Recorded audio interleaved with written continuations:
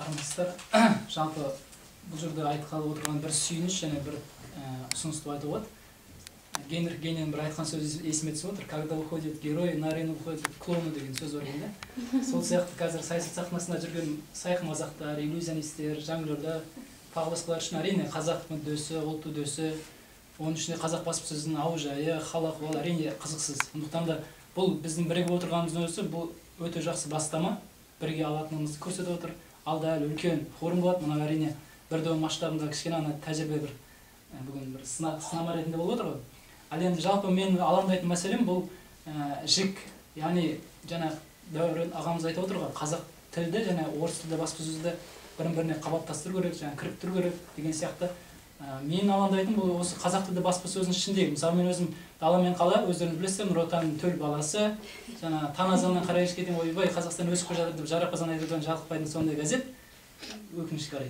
Оның алдында мысалы тәуелсіз газет істедік. Яғни қазір мен байқап отырған өз басыма тасқа ұрылғаннан кейін, біраз ішкі цензура, сыртқы цензураны көргеннен кейін осы алдағы форумдарда мынандай бір тақырып талданса деген. Яғни ресми, мысалы, Дала мен қала, Нұр Медиа холдингіне кіретін, Арна Медиа кіретін басылымдармен сонымен бірге тәуелсізденеді. Мысалы, жазықсақ жатқызуға болар, жаңағы Қазақстан жатқызуға бар.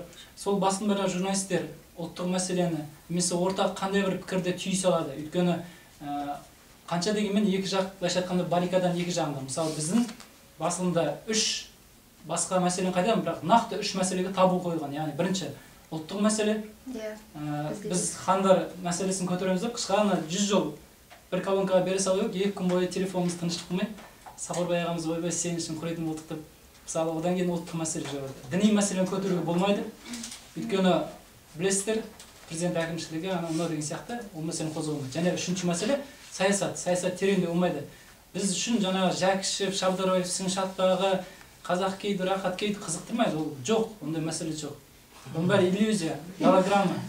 Сондықтан да нақты біз қандай ортақ жаңа Айдос ағамыз айтты ғой, ендігі біз қазақ журналистері қазақ ұлтын қалай қалыптастырамыз, қазақ ұлтының келешектегі кейпиеті қандай болмақ, сондай бір сараптамалық, танымдық, тарихи мәселелерді қандай форма берсек болады, қалай жаңағы биліктің құрған цензурасын айналып өтсек болады. Міне осы бір жолдарды табылса жақсы болады.